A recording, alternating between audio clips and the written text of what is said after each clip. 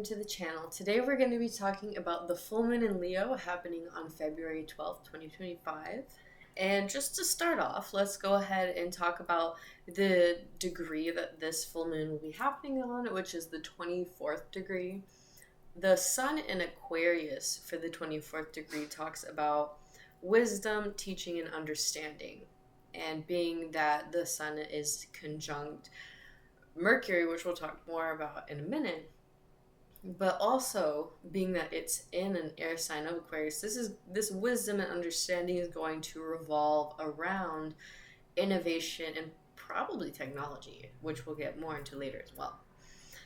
Where the moon is in Leo on the 24th degree, this degree talks about seeking our true and inner self, a spiritual practice, and weaving it kind of all together is following your true self expression and not caring what anybody else thinks. So, for this full moon, the main big transit that's going on is that the moon and the sun are both squaring Uranus. And since the sun is also conjunct Mercury, Mercury's in there in this square. And Uranus is all about abrupt change, shaking things up, change, and it's not usually super comfy, and oftentimes it's weird and a little shocking. So, with that planet of change, Uranus in Taurus, being squared all three of these planets in the full moon, this is going to bring out a lot of abrupt and exciting change. And it's going to be dramatic because the full moon itself is in Leo. Leo is all about expressing itself, being the center of the universe since it's ruled by the sun. This change is also going to likely bring around some new technology, and I would also suspect some changes in social media or even the education system. So keep an eye out for that. I know I always like watching the news after I make these videos and things like that. Sorry, my cat is at my feet. That startled me. Anyways, um, I also think that there's going to be some technological like news or things coming out about AI because we're doing like a lot of studies and things are involving AI right now. That seems to be a big theme with Pluto and Aquarius as well. But back to the full moon in Leo being squared this Uranus, um, that in and of itself, the moon square Uranus brings about a really moody energy and maybe a little emotionally distant too, with the moon being in a fire sign and the sun being in an air sign of Aquarius. So we're really intellectually focused right now and focusing kind of on ourselves, which is good. We need to focus on ourselves at times.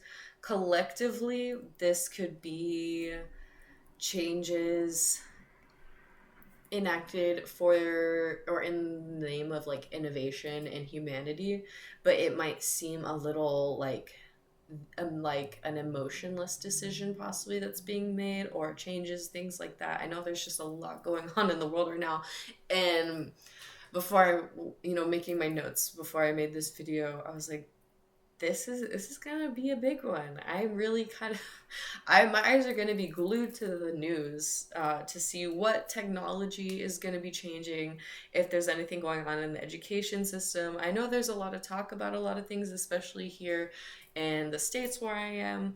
So I'm just really intrigued. And then again with the moon square Uranus, there is also like compulsive action there. And then the sun conjunct Mercury.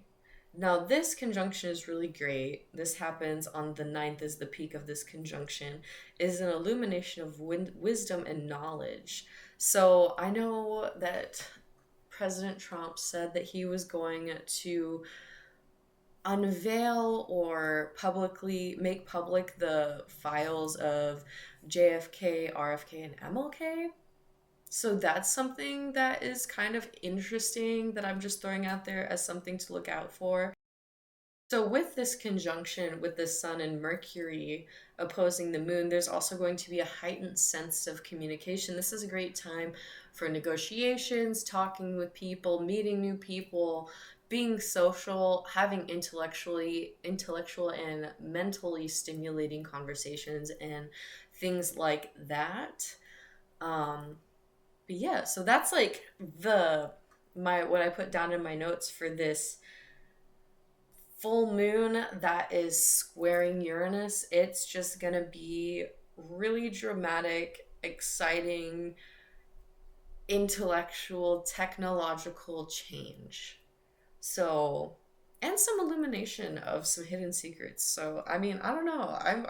This is really interesting, and I don't know. We're living in such an interesting time right now. Let's just be honest about that. So, moving forward, um, Pisces. Oh my gosh, Saturn in Pisces is trining Mars in Cancer. And this trine between Saturn and Mars is a great, very constructive time because your passion is streamlined, so you're able to really get motivation for growth. And being in both water signs, this will be emotional growth. This is also a pretty charismatic transit, so kind of a nice time to be smooth along with this Aries Venus going on. People are going to be really smooth during this time, so watch out for the really charismatic people who may not have the best intentions. This is also a great time to lead and take action with Mars trine Saturn. Take action in your spirituality, take charge of your emotions, and really own them. So moving on, I mentioned Aries. Venus is in Aries. I'm talking all kinds of backwards today, but it's okay. Venus in Aries is sextile Pluto in Aquarius, and this is going to be a good time because a sextile is really supportive. So it's a good time to passionately deepen our relationships for and to really set them up for growth and change. And this kind of change isn't bad change, it's change that needs to happen for our benefit. And it's going to be really bold and deep because Aries is very direct, it jumps in full heartedly.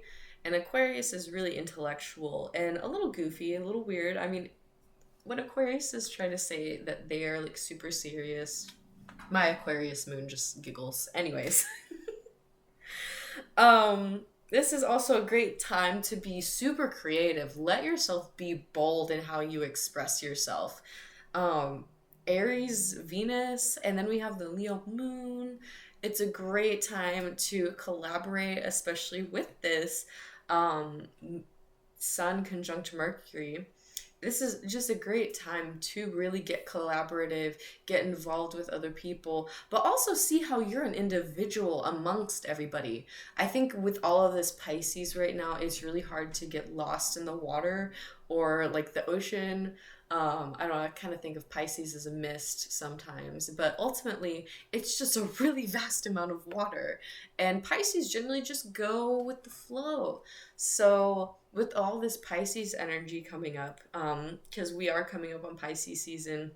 And then if you watched my super Pisces season video, you know we are gonna be getting up to 6 planets plus the North Node in Pisces during Pisces season. So with that said, it is very easy with Pisces to lose yourself in the sea of others because you just see how we are all alike. You see the humanity in everyone, the love in everyone, and there is an interconnectedness. I like that word when it comes to Pisces, interconnectedness. We are all connected, and that's just one of the things that Pisces teaches. So with so much Pisces, we're going to be connecting and with other people and getting involved and all of this beautiful things. But remember, you matter in the midst of it all, and you are still a beautiful, unique individual in the midst of all of this. So, and it's all just so beautiful. So, anyways, lastly, we have this Neptune conjunct North Node in Pisces. One day I will pronounce everything correctly, and it is not that day. But this Neptune conjunct the North Node in Pisces has been happening for a minute. I the dreams. It's been a really big spiritual, expansive, dreamy. Just it's been a lot, and it kind of has to do with what I was talking about. That Pisces bigger picture interconnectedness I was just talking about. Um, but Neptune, specifically conjunct North Node, just yells spiritual awakenings to me. We'll probably see a lot of people starting new spiritual practices, refining their spiritual practices, leveling up. This even could involve religion.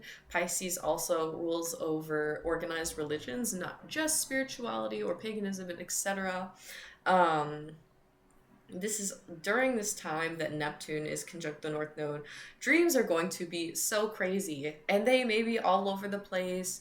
Our subconscious can always be a little nuts, but look for patterns and underlying lessons, signs, things like that in your dreams, because those will be very meaningful during this time. North Node is where we expand and learn new things and really grow our existence in a way that we really haven't in this reincarnation. So it's a spiritual journey in and of itself that we're going through with this transit in Pisces. I don't know about you guys, but my spiritual journey has deepened so much and I feel so connected, but at the same time, I gotta make sure I'm grounded. Um, so I will leave you with this tip. Make sure you are grounded.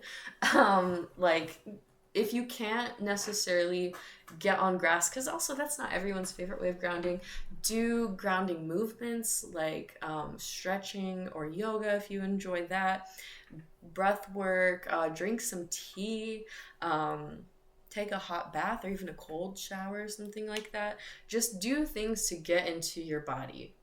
Because another thing about Pisces is that we often can get lost in the clouds or in our dreams, and it's really hard to come back down to earth. So that's kind of what I got for us today.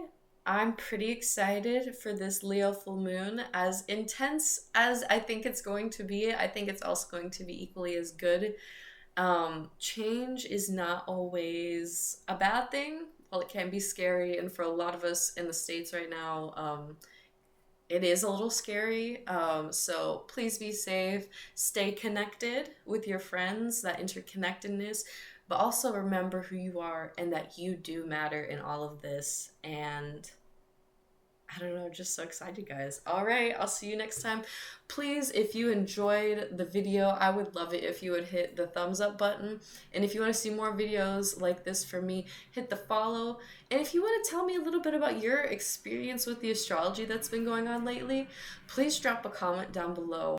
And I'll see you guys later. Thank you so much for being here. Bye.